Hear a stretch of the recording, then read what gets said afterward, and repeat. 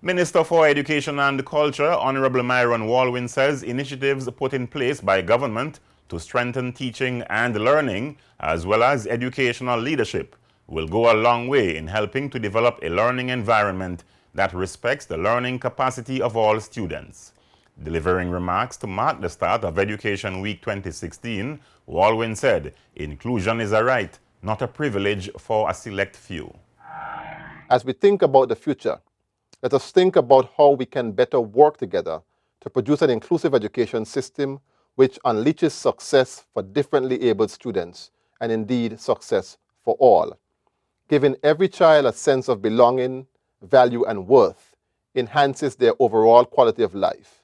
Therefore, we are moving in the direction of including students with moderate to severe disabilities in the mainstream school system.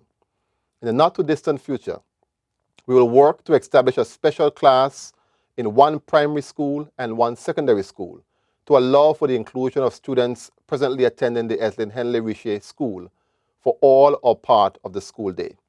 This school year, the ministry has implemented a formal process for referrals, intervention, and the development of individualized educational plans, IEPs, for students who require them. This means that if a student is considered to be at risk for academic failure due to behavioral, social, emotional, or academic issues, they will be referred to the school's intervention team and assistance will be provided to that student. The Education Minister says work is being done to have students presently attending the Eslin Henley Richer School participate in the mainstream education system.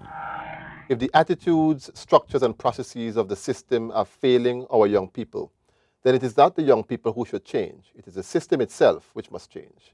This is the definition of inclusion, and this is what we must strive to achieve. The cultures, policies, and practices in schools must adapt and respond to the diversity of students.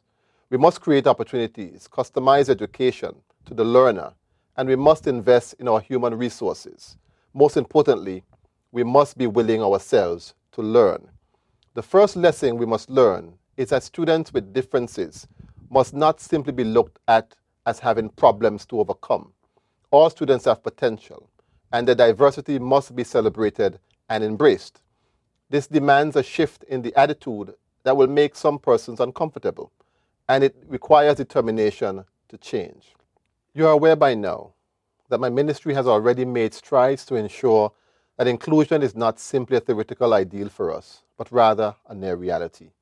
Considering the success of the Student Support Services Remedial Program within the Elmo Stout High School, we have appointed a new education officer with responsibility for special education, who has been given the general mandate to oversee the delivery of special education and support services in all schools in the territory of the Virgin Islands.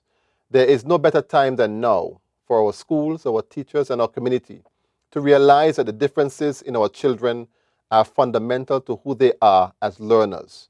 There is also no better time for our education system, our schools, our teachers, and our community to conclude that all our children have immense potential for academic success. This is why there is urgency for us to develop an education system that is culturally responsive to the diversity of our children. Activities for Education Week 2016 featured, among other things, a performance by the school's mass choir at the Roadtown Methodist Church on March 7th as part of the Age Lavity Stout Day celebrations. This year's week of activities revolved around the theme, Instructing Every Child Through Inclusive Education.